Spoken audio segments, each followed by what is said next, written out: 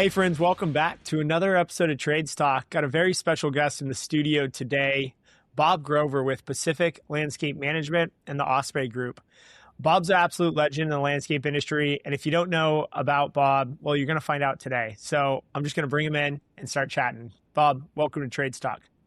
Thank you, Justin. I appreciate this opportunity, and it's been an honor and a pleasure to know you. You are incredibly innovative in our space, and I respect that a lot, and I learn a lot from you, and I like to share a lot with you as well.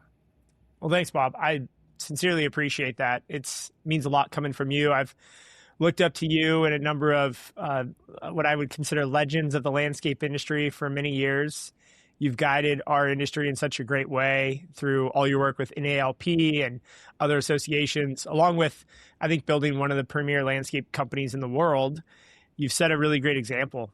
And today you're coming to us from the Big Apple. You're in Manhattan. Tell us a little bit how it's going out in New York this morning.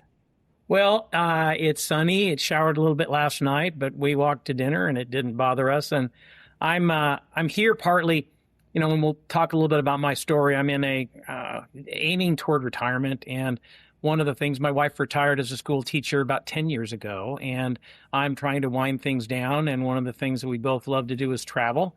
So we're traveling more and more. And I'm learning that I'd work pretty much remotely from home anymore. And my home could be in Manhattan. I am in love with Central Park. And I'm going to spend part of every day for the next month in Central Park, running, walking, biking, touring, and I'm just enamored by that incredible space in the middle of one of the largest cities in the world, of how somebody thought way back that we need to set all that side apart, and what a treasure it is. It is a treasure, and for any landscaper out there who has not visited Central Park, it is one of those must-visit bucket list places to go. The trees alone, if you're an arborist and respect trees. And you said it, Bob, the forethought that went into building that place and the way they created these, spaces. And yeah, it's a beautiful place. One of the things that I think is really cool, it's seen great days and it's seen challenging days. It was a shanty town back during the Depression. In the 70s, it was an ugly place where you didn't want to go in Central Park or you'd get mugged or killed. In the last 30 years, it's transformed back into a great place. And a lot of that has to do with the Central Park Conservatory. There is a private organization that supports probably 3/4 of the work that happens. Most of the renovations and most of the work in Central Park is done by volunteers and without volunteer money. And that is just such a cool story that, it's an amenity of the New York City, but it's a privately funded park for the most part. Really cool. That's really cool. It's interesting to see how that is happening more and more throughout our country, where volunteer-based organizations are stepping up to save parks, to revitalize parks. A lot of stuff here in the county of Santa Cruz.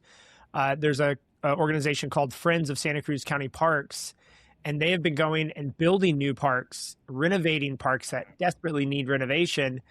And it's just a good message of, our government it can only do so much. And it's so big and so vast.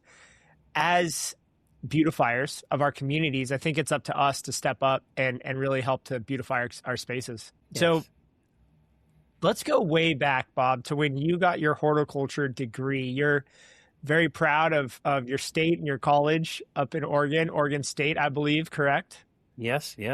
So tell us a little bit about where that all began and getting your horticulture degree. I think you're one of the first people to do that in Oregon State. Well, the Oregon State University Horticulture Department's been around longer than me, but maybe going back to my story is, I grew up in Southeast Portland, and in the Great Northwest, kids picked berries back in the day. We weren't slave labor. We actually made money to buy our own stuff.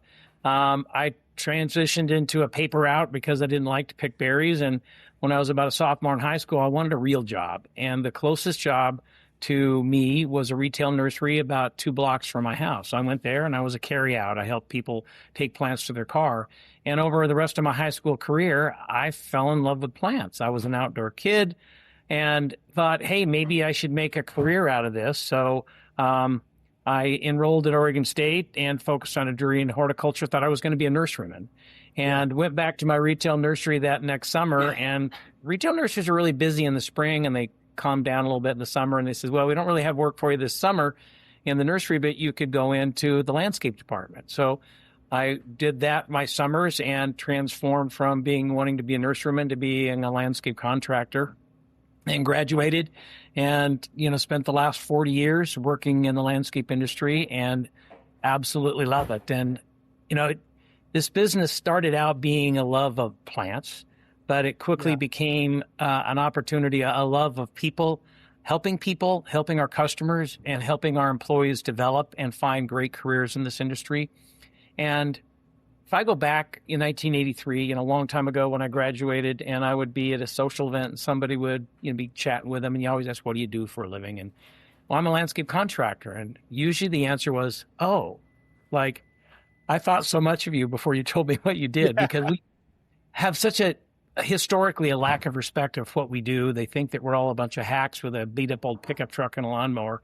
And that bugged me for the longest period of time. And I think it inspired me I knew we were a professional industry and we're becoming more professional, and I wanted to lead in how we took care of our people and how we took care of landscapes, and focusing on sustainability and focusing on being a professional organization. And that has inspired me. And, we've built a pretty large, tremendous organization. And when I go into an event and I say I'm a landscaper and I get this, I'm thinking, you don't frickin' know. It doesn't bug me at all anymore, because we've created something wonderful here. Our industry has, and I'm very, very proud of my team and what we've created here in the Pacific Northwest. Yeah. Well, it's such that story too, that when you tell someone you're a landscaper and the response you get, it's just funny.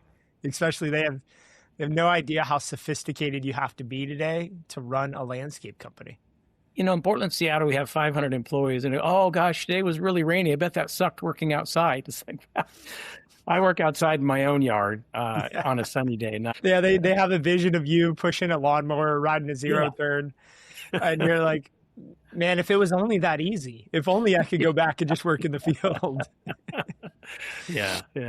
So you spent some time working under some pretty amazing people that mentored you and helped you build into your career before you started Pacific Landscape Management. Tell us a little bit about that time working under some mentors. What was someone that really stood out when you look back? Yeah, I worked for a company called Northwest Landscape Industry out of college for essentially 15, call it 18 years. Wow. After that. And very, very progressive organization in what they aspired and raising the level of professionalism. And that's what inspired me to go to work for them, because they weren't just a landscape contractor. They were a leading edge technology, great with their people, great with their customers. And Rich Ackerman was one of the founders, Rich Ackerman and Jim Wathy. And Rich was very, very involved in NALP. And I really appreciate that, because he encouraged me to get involved in NALP. He was president of the association in the early 90s. And I got very involved on the board of directors back in the day as well. And just really, really inspired me to push the envelope of what is possible, push the envelope on how to take care of our people, push the envelope on how to continue to push the industry forward in being professional and technical. And I feel blessed that I had that experience of having one of the industry leaders be in my space where I could go to work for them. And I probably didn't appreciate that as much until I got there and involved and saw the industry on a larger scale.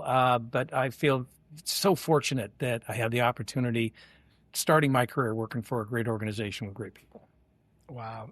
So you worked for them for over a decade, and you decided to start your own company. What was that like? What was the triggering point to say, you know what, I'm gonna go out and brave my own landscape company? That's an interesting, I don't know that I ever thought, I think, romantically, I thought, geez, this is a great organization. I'll work here till I retire. Yeah. In the mid 90s, they'd been in business for 25 years or so. And they're a decade or more older than me, and they're trying to say, hey, what's our transition of our organization? They had very young kids at that point, and Nepotism can be wonderful. It can be challenging. And to assume that your kids are going to take over, especially when they're really, really young, is a challenge. So they were seeking opportunities. Should they have a manager buyout? There was 3 of us key managers in the organization at that point, and it wasn't really worth interest in taking on that kind of risk to buy them out. Looked at a couple opportunities, and that was the beginning of some of the consolidation of the industry. And Right. ServiceMaster through Tree Green ChemLawn came along and said, hey, let's see if we can roll up the landscape industries like we did the lawn care industry. And Northwest Landscape Industries was one of the first 3 companies that sold that became True Green Land Care. And that was interesting and actually really exciting in the beginning, because we got partnered with a bunch of people that I got to know from NALP. It was Alka back in the day, Rupert Landscaping, Miners Landscaping down in Texas. And it's all of a sudden all these partners of mine through NALP were now partners of mine in our business. And it was fun, exciting times of developing this new brand. And things started to fall apart a little bit. At that same time, there was an equity group that wasn't involved in the landscape industry at all, decided they would start consolidating this industry under the brand Land Care USA. And for about a year, ServiceMaster and Land Care were competing and buying companies across the United States and multiple companies in Atlanta and LA. And then a year in, Land Care decided maybe it's time for us to transition out. This was just an investment to them. They reached out to True Green and said, would you like to buy what we've acquired? And they said yes. So they folded the 2 companies together. And that was probably not a good decision by ServiceMaster. For example, I think in Atlanta, they had 22 companies that had been consolidated between the 2 brands in 18 months. LA, somewhere around 20 as well. And their business plan was, after all of that, they were going to grow at 20% organically. And it's hard to buy 24 companies in one metropolitan area and expect them to consolidate together and grow organically 20%. So the wheels fell off. They started making some dramatic changes. The 2 owners at Northwest had left. I was ending up being regional manager of the Pacific Northwest. I was traveling a lot to Seattle. My division VP was in California. Our home office was in Memphis. And I just got tired of traveling, tired of being a number cruncher, and I wanted to get back to landscaping and taking care of people. So in 2000, I quit my job after 18 years and took a little sabbatical, decided what I wanted to do. Had several people wanting to hire me, and I thought, I'm not sure if I'm going to do this again. I'm either going to get out of the industry or I'm going to maybe do it myself. So talked with a couple of people that I'd worked with over a decade who were disenchanted as well, and we started Northwest or Pacific Landscape Management in 2001. And, again, kind of just thinking simplistically, gosh, if we could just grow a business that did $4 or $5 million, that would take care of us and our families. And quickly, we did have success. We learned a lot. We knew how to operate, how to please customers, how to inspire employees. And we started attracting great people to our organization, and we quickly figured out, A, growth is good. B, it's not just about Bob and Elias. It's about everybody that we attract here. Everybody wants opportunity. Everybody wants growth. And so we became a growth company with no aspirations of being any particular size. We just want to grow every year to provide opportunity. And we grew. Yeah. We attracted more and more great people out of the industry to our team, and we continued to grow and develop opportunity for them. And it was incredibly fun and exciting. And the thing that I learned a lot about how to operate a business, some great things and some poor things. And what I quickly learned, and whether you are involved with a larger organization, a smaller organization, if you focus strictly on what makes money, you're probably going to miss a few steps. If you are really proud and think that making money is wrong and you do all the great things that don't honor the fact that you need to make money, you're going to fail as well. So we lead with doing the right thing and figure out how to make money at it. And I think it's very, very important to honor both sides, but you got to lead with doing the right things for your customer, doing the right things for your people, and challenging yourselves to figure out how to make money while doing great things. Yeah. And that is a flaw of larger organizations that are financially focused. I think that's a little bit of a flaw of the equity partnership environment that you can get into. Is in the end of the day, they want to grow a great brand, but they're also looking at everything on a financial basis. And sometimes you need to challenge yourself that you need to do the right thing that's going to have a short-term financial impact. And it's more difficult to do that when you have an equity partner that's focused on the financial results. Right. The seasonality of landscaping, not just in a 12-month period, but over a 5-year cycle, it does seem, at least for us, in my experience, you go through these years and times where things are going great, and then you need to kind of expand into a new market or hire the next round of overhead team members, or, you have these movements that you have to make that have short-term quarterly impacts on profit, and they seem to pay off, but it's hard to look past that 1 or 2 quarters of not so good money. Well, predictability and consistency is really important in that environment too. And, you can start off slow and go, I've been doing this for 25 years. I know we're going to catch up before we get to the end of the year. And saying, here, just trust me, we're going to catch up doesn't work very well. Or you have a really big job 1 year and, Yes. we deal a lot with trailing 12-month. Yep. Well, I didn't have that really big job, enhancement, renovation job, construction job in February of 26 that I did in 25, but we really look at my trailing 12 months. So those are the kind of things that I like to be opportunistic. And when opportunity arises, I want to chase it and capture it and not create opportunity that's not there to be consistent. And that again, that's one of those challenging things. And, we're learning how to deal with that. But, opportunistic, we've won so many deals because we were really opportunistic when the thing came and didn't try to create, it's like, what do I have to do to put you in a car today? I don't want to sell people when they're not ready to buy. But by God, when somebody is not happy with their current vendor, we're going to chase that opportunity and we're going to win most of the time because we're going to make their lives easier. But if they're happy, I don't want to chase them. I want to chase people that aren't happy because I can make them happy. That I think is so great to hear for the business developers out there. It truly is a long game. Yes. So tell me a little bit about that. When you're, in a sales process and let's just use a hypothetical situation. You're bidding on a large property and they're just going out to bid because it's the 3rd year, the contract's up and they just want to go out to bid, but they're fairly happy. You walk the place, the property looks amazing. What's your approach in a situation like that? What do you tell the client during that sales walk?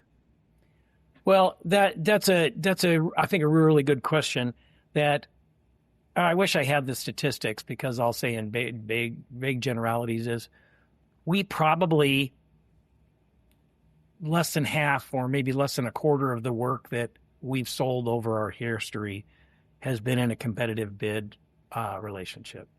When you get into, hey, we've qualified 3 or 5 bidders and we're going to give you all the same specs and send us, it's 100% going to be about money. And even sometimes they'll send you this long list of, well, no, it's not just about money. We're going to have these other criteria. But I've learned that if it's a large bid list, it's almost always going to be based on financial metrics.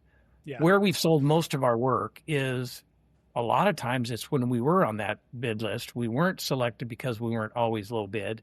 And somebody got disgruntled with who was low bid, and they were impressed by our package and what we had offered, and they call back and say, hey, would you come back and take a look at our landscape? We'd like to work out a deal with you. And in a negotiated situation, we can usually find a package financially that works for somebody without having to go head-to-head and toe-to-toe with somebody else. So we have one work in competitive situations, but in those, a lot of times we will do the best that we can for the right price. And, going into a bid situation, a lot of times it's shocking how often hey, what is your budget? People think that people won't be told. Well, I bet 60% of the time somebody tells what their budget is. Well, I know what the bogey is. I can develop a package that's around that budget. And and you can say, especially in contract maintenance, when you get a proposal with a set of specs for a property, I think specifiers thinks that those specs are going to be identical with how Justin or Bob sees that world. And there's so many variables in contract maintenance that you can do more or less of. And it's really hard to get apples to apples. Building a project, there were so many plants and so many square feet and so many yards and all that kind of stuff.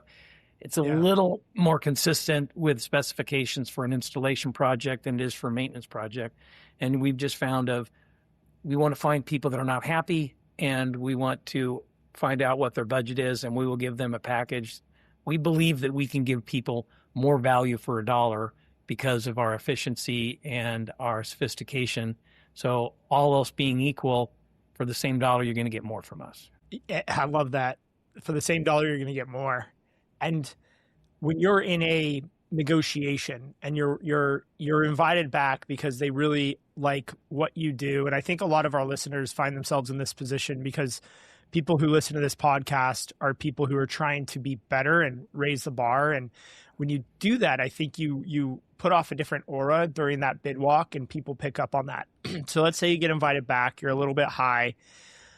Without giving away the secret sauce, what are some of the tactics that you've used to try to find alignment with their budget versus the package that you're proposing?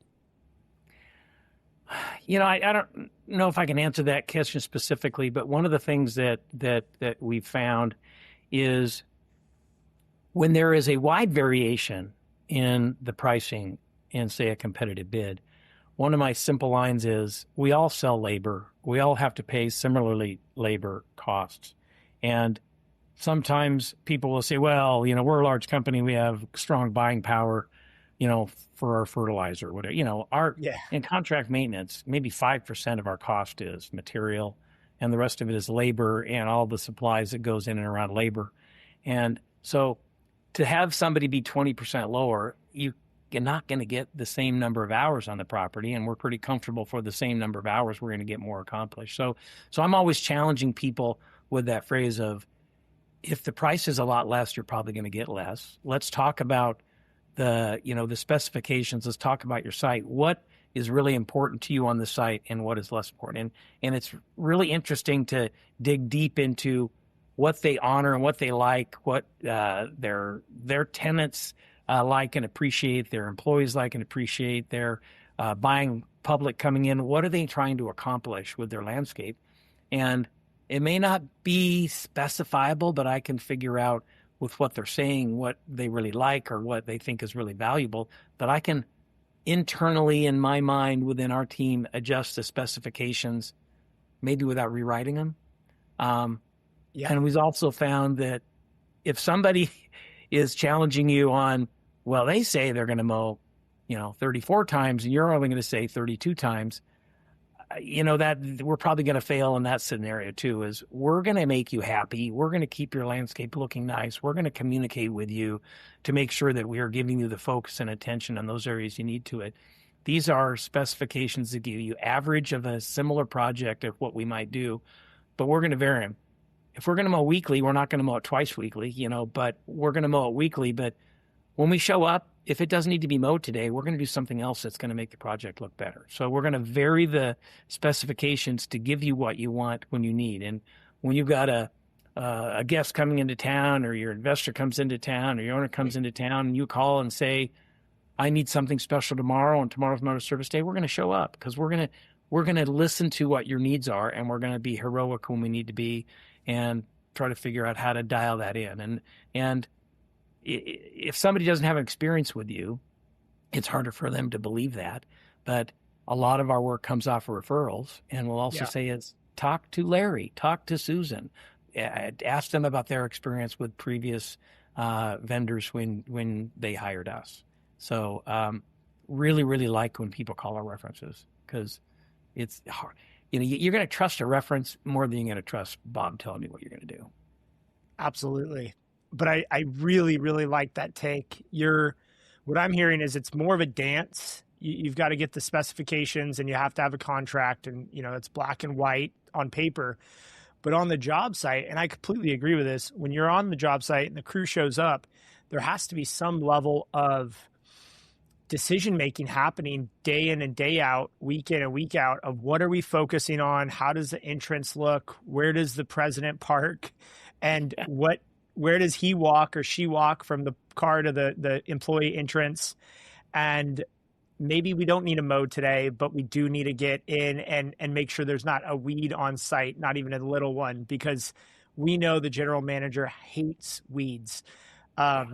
Like my dad always said, the things that stand out to him the most are the things that most people miss, which are tree stakes on trees that don't need them anymore.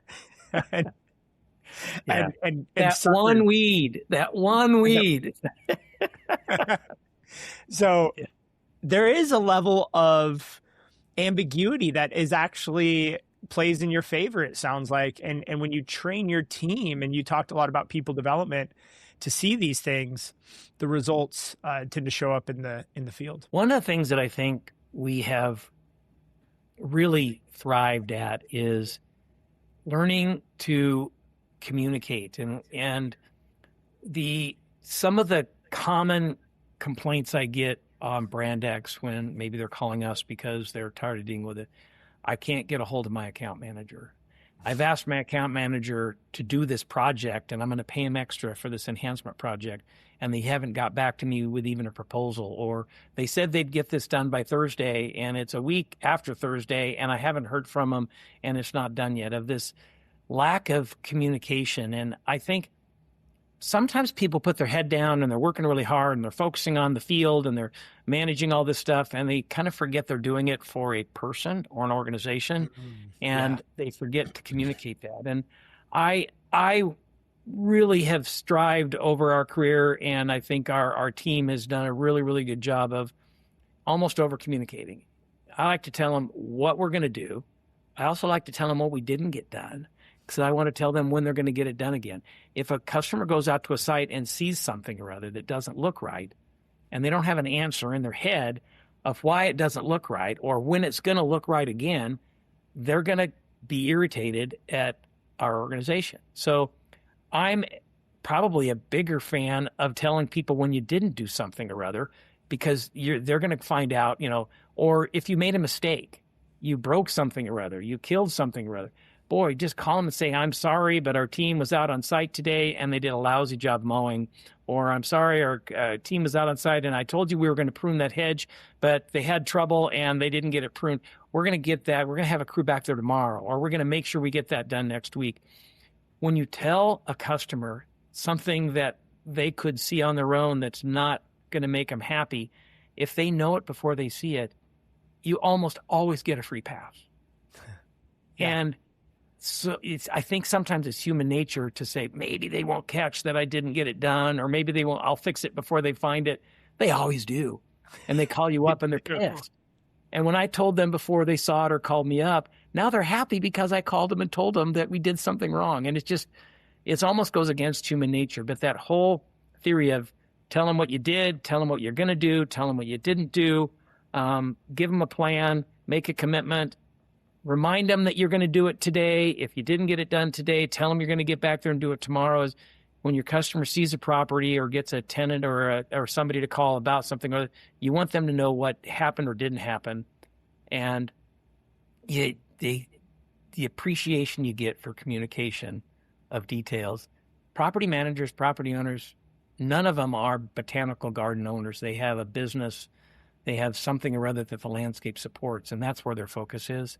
We're the ones that need to focus on the landscape to make their job easier and keep them informed as to what we're doing. It seems simple. It's hard to pull off because you get distracted, but by God, that's, I think, our number one. That, and we have consistent staff, that the same people taking care of the landscape on the operation sides have probably been there 2 or 3 years, are people they're talking to. We have account managers with 15 years experience managing the same portfolio, because they're inspired to do great work and they're taken care of well and they get new opportunity and their portfolios grow. And that consistency of staff and great communication. I think we do a great job at landscaping, but we lead with great people and great service. and do the best we can with your landscape. Because in the end of the day, mowing it a little bit better doesn't get you any more power. Being acceptable. I have a phrase, just don't suck at the landscape part. I love that phrase. For the longest time, people in my organization says, but we don't suck. I didn't say you can suck at the landscape part. I said, just don't suck. But if that's all you focus on is doing great work, you're not talking to your customer, and you're not going to get credit for stuff. I love to call people and say, my God, it looks great today. We got things all dialed in. We had everything pruned. We got all the leaves picked up. It's fall. You may not notice that. Our account managers will send customers a lot of times on a weekly basis a picture of something that we did or didn't do. The crew leader sends a picture to their operations manager. He packages it up, sends it to the account manager. Our account managers aren't on site every day, but they've got the ability to send that information through our system to customers. And it's like, wow, you are on top of everything. How are you everywhere? Yeah. We have a whole team sharing that kind of information. So it's just, communication is so vital and critical. That is absolute gold. I hope there's a lot of account managers listening to this podcast, because what you just said is the secret to client retention. 100%. And what's exciting is it's not that hard. It's just, you got to be consistent and you got to communicate. And I love your quote. We use it all the time at K&D. I've heard it quite a bit. It's one of my favorites. Just don't suck at the landscaping. And it's true. We've actually told clients, hey, there are people out there who will, especially owner operators, small crews, that will do an amazing job at the landscaping. They will take so much pride in making sure there's not a blade of grass out of place.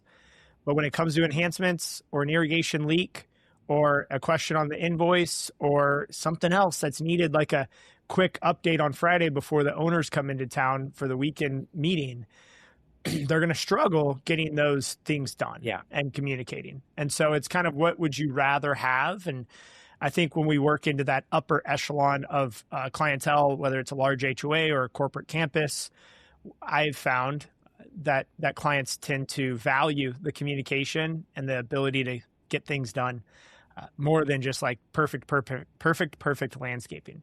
So I'm sure you and relative. Yeah, perfect is relative. Yeah, it's relative. I'm just going to, you and I could go and pick apart a property, but your average property manager isn't going to be able to really tell the difference between a B plus and an A plus in terms of the quality of a cut on a lawn. Let me give you a little example of that, of something that, two examples of that. Way back in the day, working for Northwest Landscape Industries, we were really proud of how we mowed our lawns. We used real, triplex reel mowers to mow the lawns, because by God, we could put down these stripes, and every other week we changed the patterns. And we used to take pictures of properties for award. It was like, oh my God, look at that. It's a freaking golf course. Yeah. Well, you know what? Those are more expensive to main machines, and they're not as efficient in getting the lawn cut. And we would be getting some price pressure.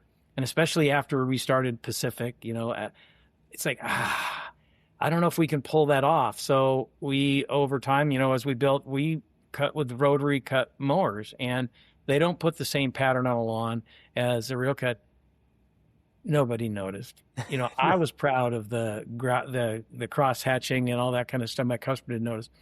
And then in our early expansion, we partnered with, bought a company in Seattle, a guy that was ready to retire, had been in business for 3 years, great organization. And as we're going through kind of some details and talking about this and that and how do our programs similar differently and get into their turf care, well, they were fertilizing almost twice as much as we did. And we've learned over time, customers want their lawn not to be brown, and green is a relative color. On a scale of 1 to 10, 6 it will do. He's at an 8 or 9 or a 10. And I remember him saying in a meeting one day as we were doing some of this consolidations, like, we're known for our turf color and quality. And I go, really? Yeah.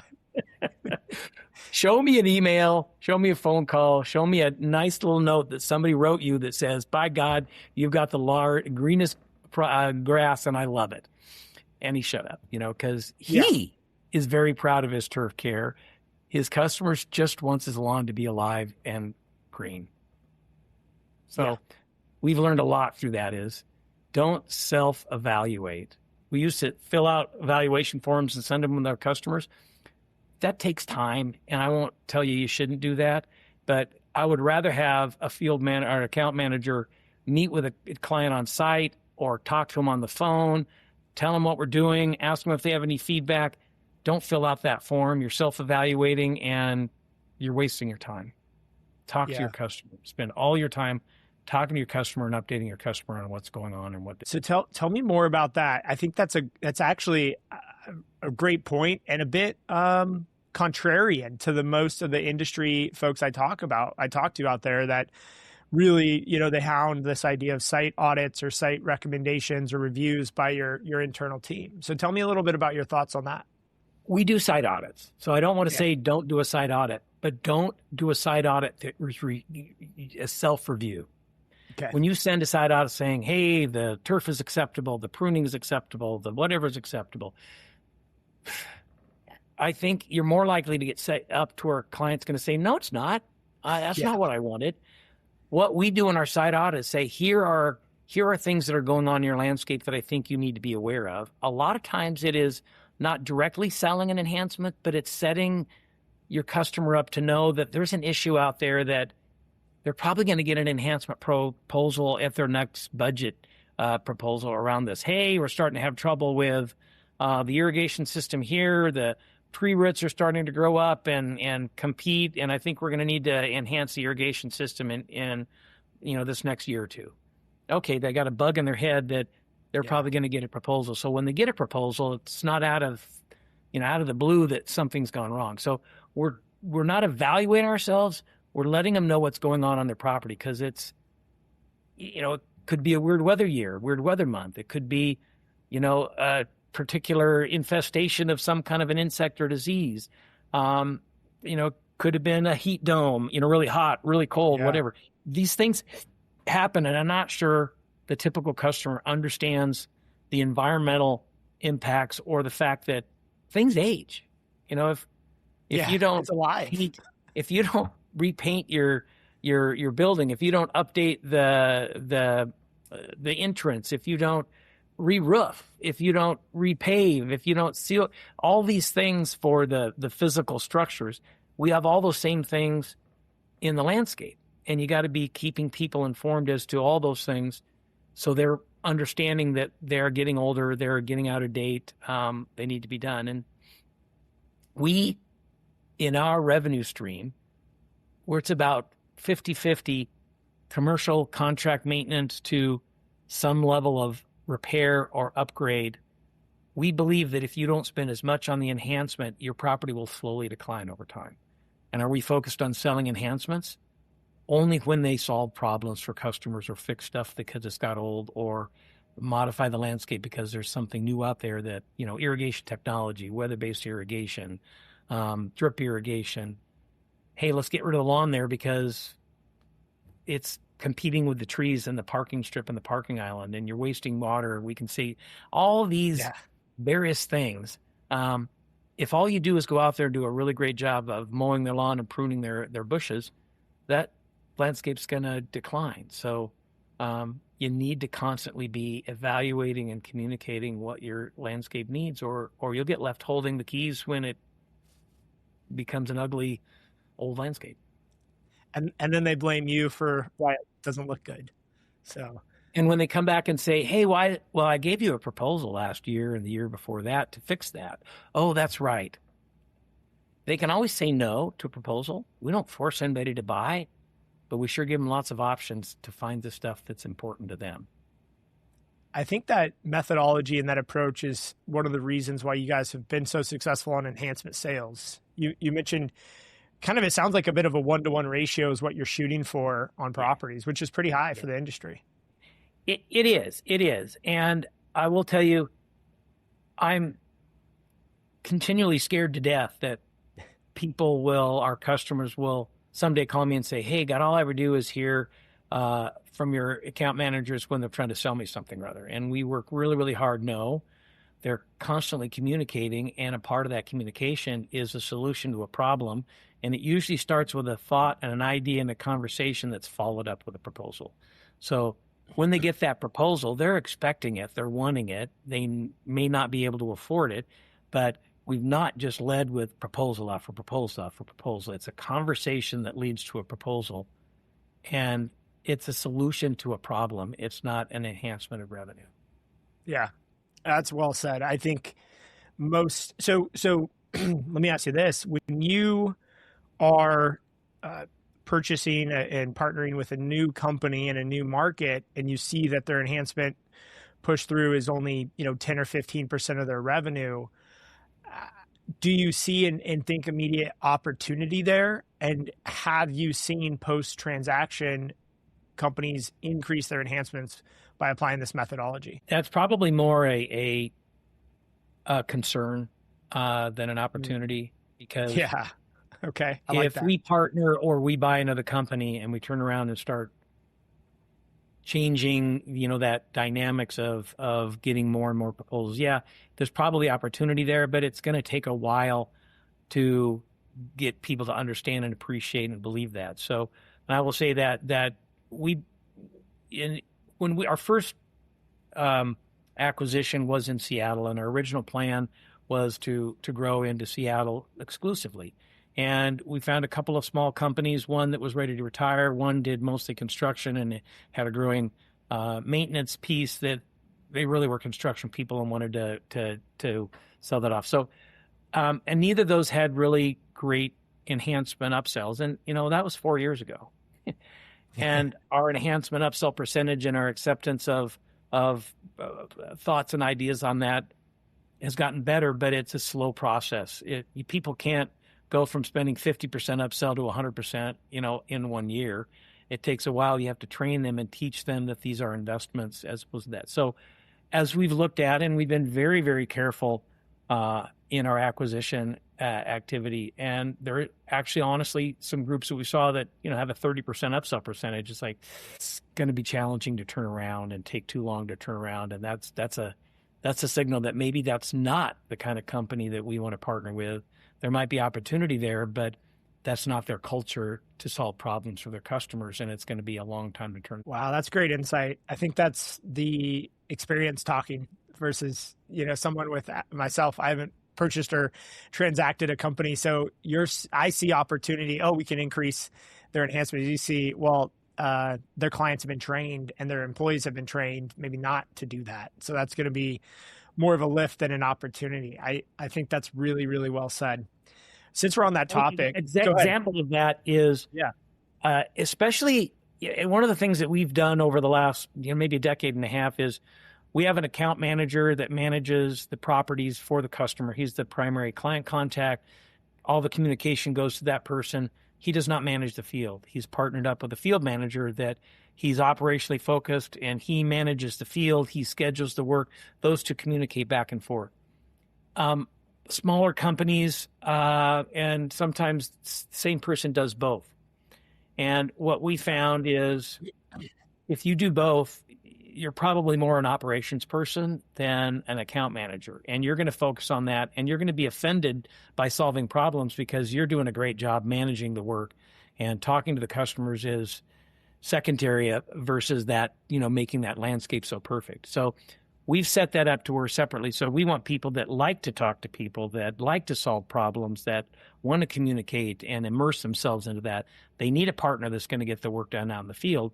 But if you focus on doing both, you're not going to do either really, really well. So, and they're not salesmen, they're problem solvers.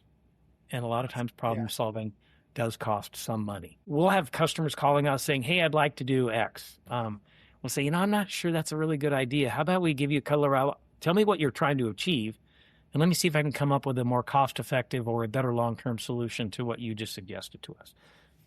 Do we do what people want? Yes. But if they're asking us to do something rather that doesn't make sense, we'll probably challenge them. And then if they still consist, I want to do that, we'll do it. But I think it's fair to challenge a customer when they call you and ask you to do something rather that's not going to solve the problem they're trying to solve. Well, the pattern you're laying out is a pattern of trust and relationship building. Like talking someone out of spending money, or maybe spending less money to get the same result or the same desired outcome creates tremendous trust with a client. And how, back to that, admitting you did something wrong and you're going to fix it. You can't comprehend how much trust you build when you're honest and admit failure. But have a solution, by God. Yeah. Even if you don't have the solution today, hey, we screwed up and we're going to fix it. I'll get back to you. Boom. Problem solved. Yeah. Wow. How do you get people into that seat as an account manager? Is there a training program? You're taking people sometimes directly out of a college or university setting and putting them into an account management seat, or is there a training track that you guys have created to help get them to this point? Yeah, and that's developed over time.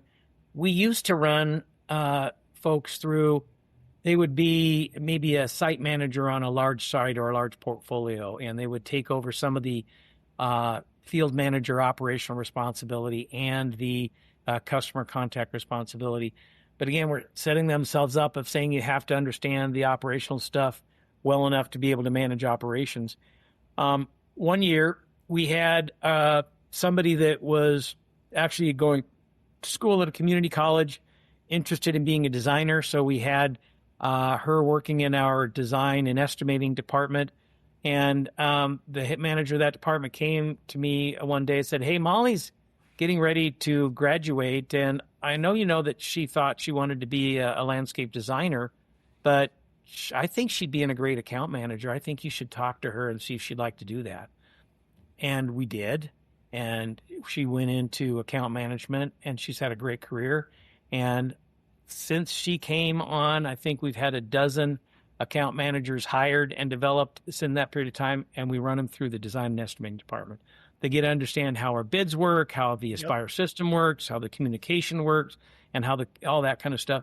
And they're learning that account management side through design and estimating. They don't need to know the operational side. We're going to set them up with an operations manager in the future. So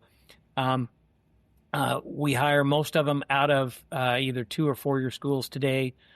Sometimes they'll go more quickly into an account manager program, but a lot of times they'll spend about a year in that design and estimating department. Then we'll get them as an associate account manager. They'll give them a little portfolio so they had that direct contact with the customer.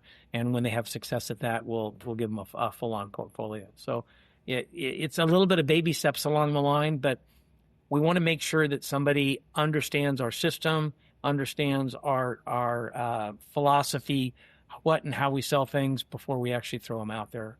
Really, really important that is so vital to the success of our organization, have somebody knowledgeable and cut from our cloth to be managing our properties. And that's been really, really successful. Yeah. Geez, I really like that.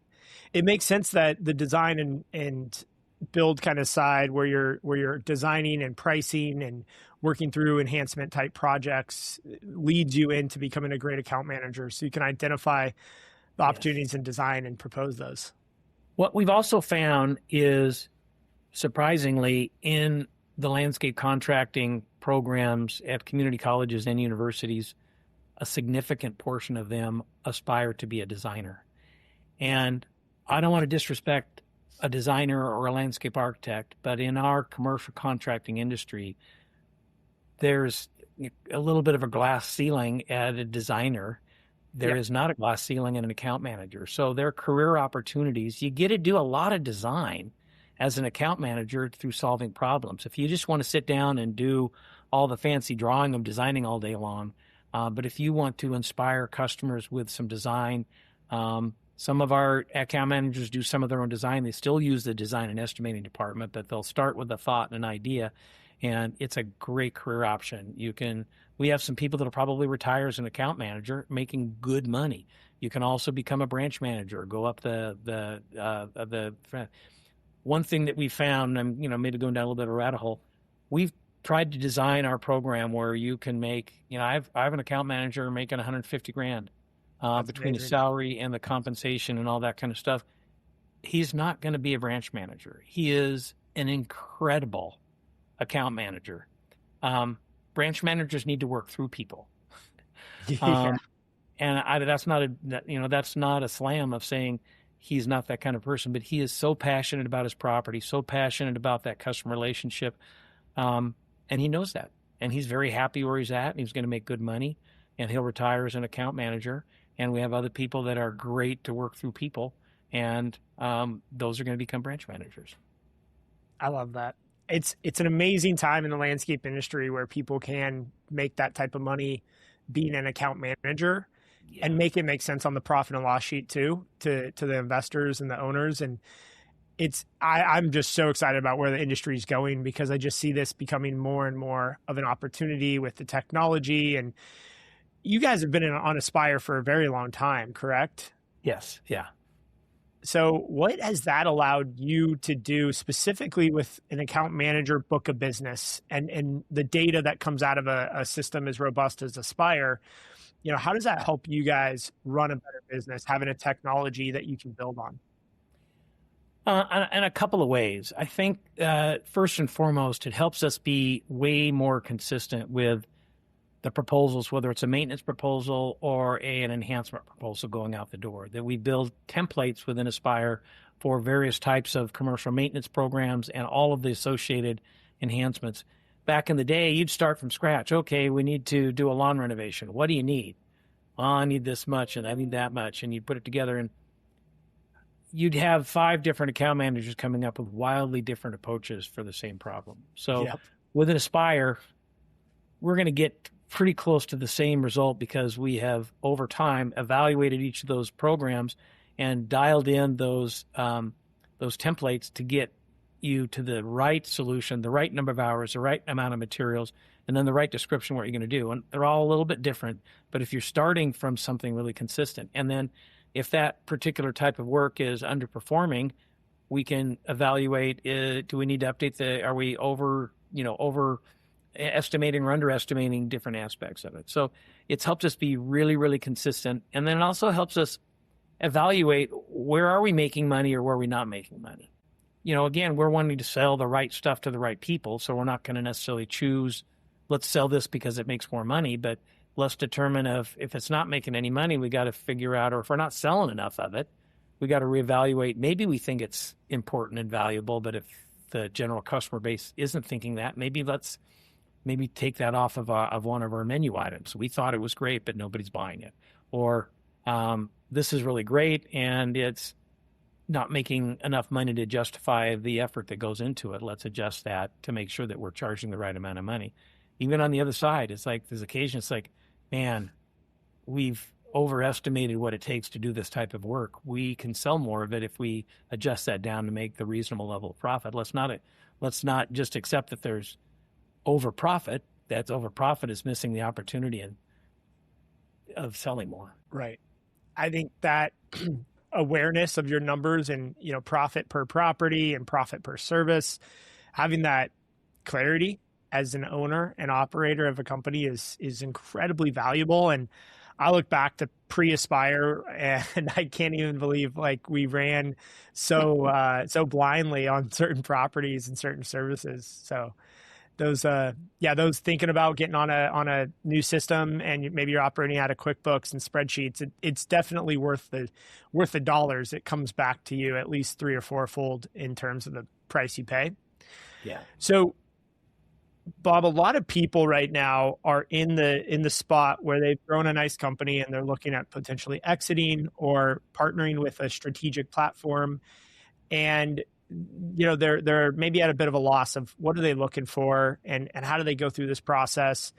We aren't going to be able to dive too deep into this with the time we have left, but I'd like to just ask you a couple questions about, when you decided to transact and partner, and maybe what are some of the things that went really well? What are some of the things maybe that were lessons learned through that period, I guess 5 years ago? Maybe just start really on the high level. If somebody is considering doing that, and I have a friend who just, I believe, is finalizing a deal to sell his company. And I've known him for a long time. And when we did our partnership, I was about the same age and, strategy of what I'm trying to accomplish. And I'm not ready yet. Well, when he finally got ready, he wants to be done. Ah, And yeah. I think one of the challenges, and when we made a decision to do a partnership, two things that we did that I think is really important. And granted, maybe the size and where we were in the place within our market is different than if you were a smaller operator, but I felt very, very responsible that I wanted to transition. I didn't want to just sell and leave, capture all of my value. I wanted to usher this organization into the new, the new regime, if you want to call it that. Yeah. I didn't want to just sell and leave, because everybody or every organization that I'm familiar with in my market, that's almost how everybody's done it. They've decided to sell. They sell virtually all of their equity in the organization, and they maybe stay around a year. A lot of times there's a year required you stay around, but they're out the door. Yeah. And that leadership vacuum of an owner entrepreneur that built it up forever, don't minimize the impact of yourself personally. So I believe it's important that you prepare to transition and have it be a several year training. We also kept a significant amount of equity in our organization, and Right. we are on, keeping us on the hook. I could have taken the money and run, but I've still got a lot of money invested in this organization, so I feel beholden to that. The other thing that we did is we created a profit interest group. So we took of the money we left in the company, we left a large chunk of that into what's called a profit interest group. So all of the increased value of that over this term of this ownership with our equity partner, all of that gets split up between 45 people on our team. Wow. So when we told them that we partnered, we said, and you guys have an equity stake going forward. And when we are successful, you guys are all going to have a financial windfall. And we have not lost anybody. And we have people very, very excited about the struggles and challenges. When we bought the two companies in Seattle, all of our account managers and field manager raised their hand and said, hey, what can we do to help align those people in Seattle? So we created this buddy system to where every new field manager in Seattle had a field manager partner in Portland that could help usher them through what it was like to be an account manager. Same thing with the account managers. And it's been wonderful to have people not afraid of the transition. Bob and Elias are still here 4.5 years later. We're still going to be here for a while. And by gosh, we're going to transact over the next couple of years, and these guys are all going to get a nice reward. Really, really proud of that. I didn't just sell because I wanted to make, cash out. I wanted to sell because I wanted to be able to go to New York for a month and run to the park every day and honor my wife and do things at home. I'll be here for a long time. I'm transitioned out of, we hired Josh Dake as our CEO. Great guy, by the way. Yeah. As we expand throughout the West, I didn't want to go to California and Arizona and Texas. We promoted Adam Flint to be our VP of operations, one of our branch managers in Portland. He's moved up to take the operational responsibility in Portland.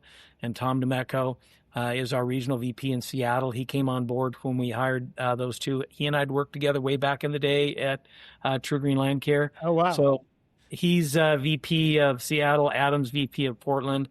I'm an ambassador and advisor to them, and Josh, our CEO, but I don't have ultimate operational responsibility anymore. So I can still have an impact on the organization, but I also have the flexibility and freedom. And I think the opportunity that's created for the people down in our organization to move up. We've had 3 people move from Portland to Seattle as we continue to grow in Seattle. So great opportunity is created, and I'm there when people need me, and I go away when I'm.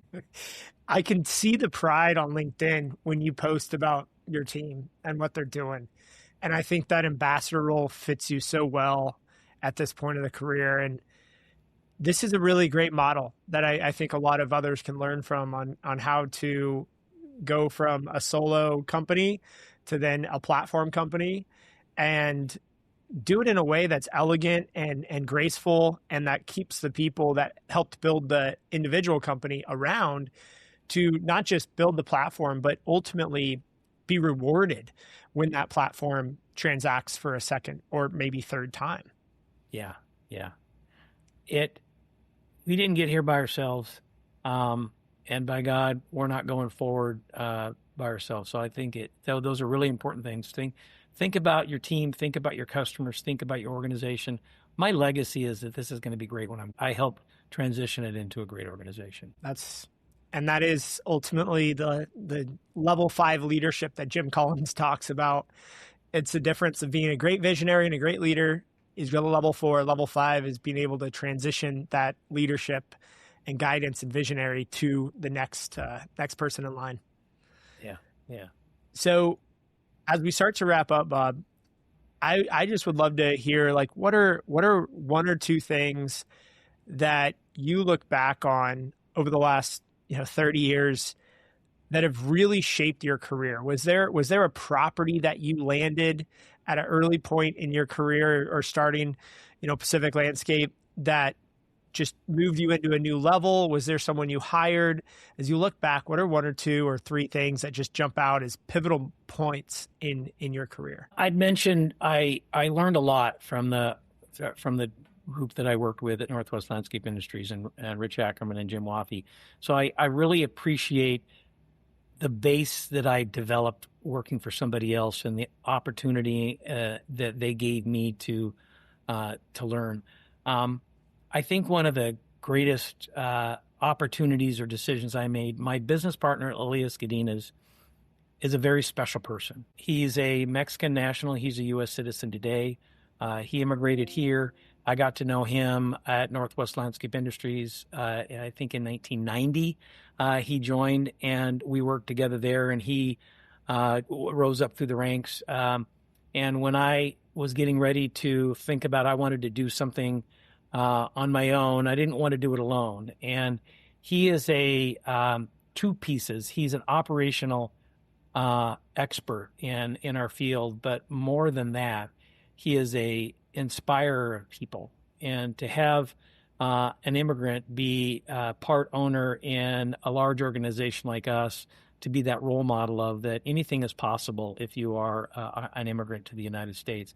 And his ability to, and I say, not just help train and develop people, but to help people understand before you can really honor and develop your skill and expertise, you've got to believe you're worthy.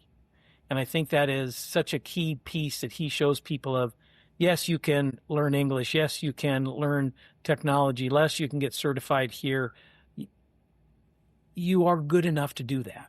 Even if you didn't graduate from high school in Mexico and you immigrated here and you're really good production work. If you don't believe you're capable, you won't aspire to that level. If you believe you are capable, you can. Of our field managers, equal position to the account manager. Account manager manages the customer relationship. The field manager manages the field. 90% of our field managers started with us as a laborer and worked their way up to be a crew leader and then a supervisor and a field manager. And it's just super rewarding and exciting to see that we've been able to inspire people to be more or to develop in ways that they never thought was possible. And that is something that I'm super proud of and feel super fortunate that I met and partnered up with Elias Godinez. Question, that was perfect. And then you were basically you had a couple of great points there of your pivotal moment. Maybe the last one is we have, it's all, I believe we take care of plants, but it's all about people.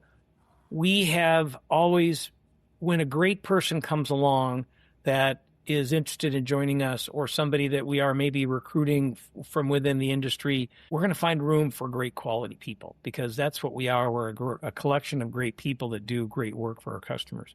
So I have challenged myself and our organization, when great people come along, let's acquire talent because talent is what does wonderful, great things. And we've always been focused on we will grow into somebody that maybe we don't completely have the need for them, as opposed to waiting till you have the need for somebody, you're going to overstress your people. We've always focused on let's find and hire talent to make sure that we're ready when the next. I completely agree. People are such an important part of this industry and what we do.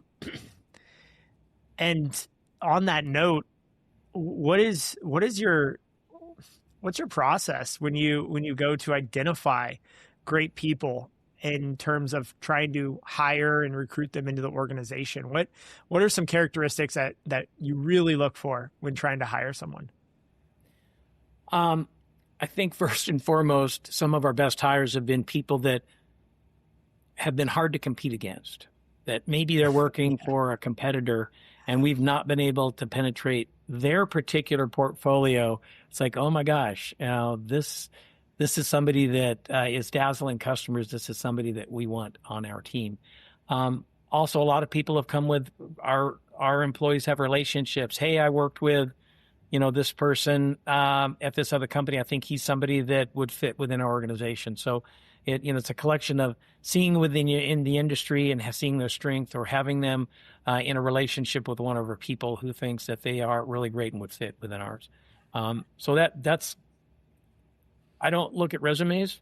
I'm going to look at reputations and what I've heard from our customers or our. Yeah, that's well said. I think a lot of times we focus too much on the resume and the companies they worked at, less about the reputation, characteristics of the person. Yeah.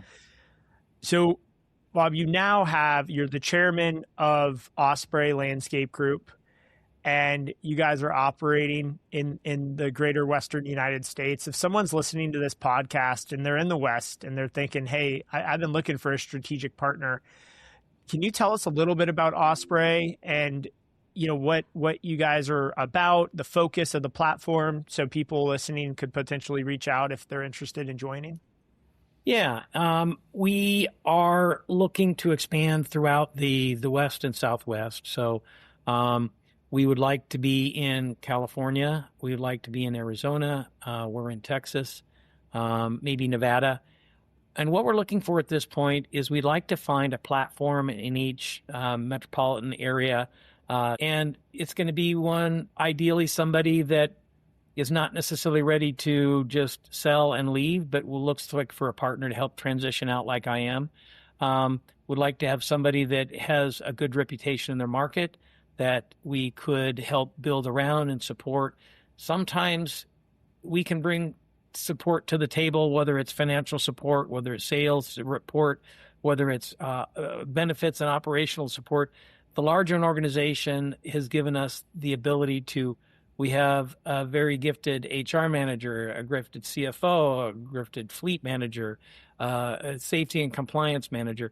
So those are the kind of things that we didn't have in the past. And sometimes those distracting pieces of your business, I want to get out there and do great landscaping work and inspire people and take care of customers. And by the God, you have to do all this other stuff too. So those are things that we can bring to the table and make people's lives easier. But ideally, somebody that is focused in. We're not looking for somebody that is a low-cost leader. We want somebody that has a service that's worthy to justify the right price so you can support the right level of service internally. And again, ideally somebody that wants to partner with us to help transition their organization and not necessarily just take the money and run. Yeah. Well, the big thing that jumped out to me is you're looking for a partner to stick around and be a partner, not just to exit. And I think for those listening who are thinking about selling at some point, the biggest message that I picked up here from Bob is don't sell when you're completely burnt out and there's no gas in the tank. Leave yourself a little runway to enjoy that transition and usher in that next generation. Maybe it's a 3 to 5 year runway like Bob, you're doing here. And I've seen both play out, and it's clear that what Osprey and your team is doing, Bob, is definitely valuable and benefiting from your involvement. Whether comparative, you just were to hand the keys over to Josh and take off, your mentorship and involvement and being in that ambassador that you are, it's really shown your organization to be a top tier platform. So great job. I really appreciate everything you do for the industry. I think it's truly raising the bar and setting a great standard for all of us to shoot for. So thank you. Well, thank you for having me. It's been a great discussion, and I really appreciate my relationship with you, Justin. Same to you, Bob. Well, thanks for your time. Enjoy New York, and we'll be seeing you at a conference, I'm sure, soon. Thanks for tuning in to Trades Talk, where the next generation of disruptors comes to raise the bar. If you got value from today's episode, share it with someone in the trades who's ready to level up. For more tools, insights, and community, follow host Justin White and join the movement at jwhitegroup.com.